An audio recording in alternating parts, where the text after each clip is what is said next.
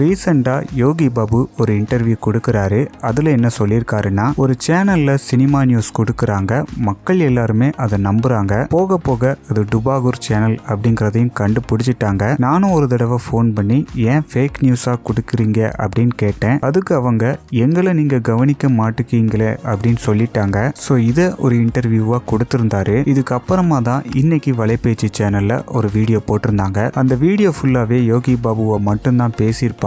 ஏன்னா யோகி பாபு அவங்கள தான் சொல்லியிருக்காங்க அப்படின்னு சொல்லி தான் அந்த வீடியோல பேசியிருக்காங்க. யோகி பாபு கோயிலுக்கு வந்து சத்தியம் பண்ணி சொல்வாரா அப்படிங்கிற மாதிரியும் சொல்லியிருக்காங்க. முன்னால பாத்தீங்கன்னா ஒரு நியூஸ் வந்திருந்தது. யோகி பாபுவை ஒரு பெரிய நடிகர் டோன்ட் டச்னு சொல்லிட்டாரு. அந்த நியூஸை எங்க சேனல்லையும் சொல்லியிருந்தோம். அந்த பெரிய நடிகர் வேற யாரும் இல்ல, அஜித்குமார் தான். இதை யோகி பாபுவே எங்க கிட்ட சொன்னாரு அப்படின்னு சொல்லி வலைபேச்சு சேனல்ல சொல்லியிருக்காங்க. ஸோ அந்த வீடியோல கிட்டத்தட்ட 9 நிமிஷத்துக்கு மேல யோகி பாபுவை பத்தி பேசியிருக்காங்க. ஒரே ஒரு போஸ்ட் மூலமா யோகி பாபு ஒரு ரிப்ளை கொடுத்தாரு. மொத்த பிரச்சனையும் முடிச்சு விட்டாரு. வேதாளம் படத்துல அஜித்குமார் கூட யோகி பாபு ஒர்க் பண்ணாரு. அந்த டைம்ல யோகி பாபுவை அஜித்குமார் ஒரு போட்டோ எடுத்திருக்காரு. அந்த போட்டோவை என்னோட ஃபேவரட் அப்படின்னு சொல்லி ஷேர் பண்ணியிருக்காரு. முக்கியமா மை டியர் தல அப்படிங்கிற ஹேஷ்டேக்கையும் மென்ஷன் பண்ணியிருக்காரு. இந்த ஒரே போஸ்ட் மூலமா வலைபேச்சு சொன்ன எல்லாமே பொய் அப்படிங்கிற மாதிரி பிரச்சனை முடிஞ்சிட்டு யோகி பாபு நல்லாவே கிரிக்கெட் பிளே பண்ணுவாரு. கிரவுண்டுல எத்தனையோ தடவை ஒரு பாலுக்கு 6 அடிச்சிருப்பாரு. இப்ப சோசியல் மீடியால